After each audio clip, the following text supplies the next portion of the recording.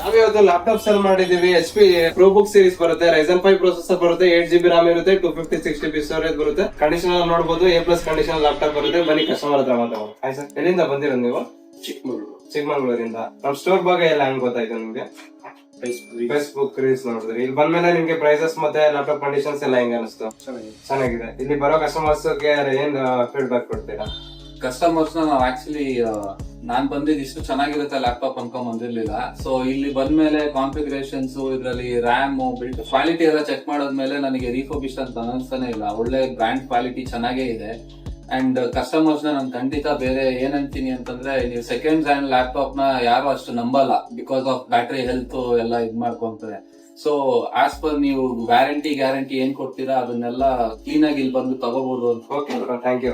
ಏನಾದ್ರು ಇದ್ರೆ ನೀವು ವಿಸಿಟ್ ಮಾಡಿ. ಹೇಳಿರೋ ತರ ನಿಮ್ಗೆ bag, mouth pad, clinic kit, everything gift ಎಲ್ಲ ಕೊಟ್ಟಿದ್ದೀನಲ್ಲ. ಓಕೆ, ಎಲ್ಲ ಇದೆ. Okay sir, thank you. ಏನಾದ್ರು ಇದ್ರೆ ವಿಸಿಟ್ ಮಾಡಿ, ಏನಾದ್ರು ಇದ್ರೆ ಇನ್ಫಾರ್ಮ್ ಮಾಡಿ. ನೀವೇನಾದ್ರೂ ಇದೇ ತರ ಲ್ಯಾಪ್ಟಾಪ್ ನೋಡಿದ್ರೆ ಅಂದ್ರೆ ಬಿಸ್ನೆಸ್ ಸೀರೀಸ್ಗೆ, ವಿಡಿಯೋ ಎಡಿಟಿಂಗ್ ಗೆ ವಿಸಿಟ್ ಮಾಡಿ. Blades by.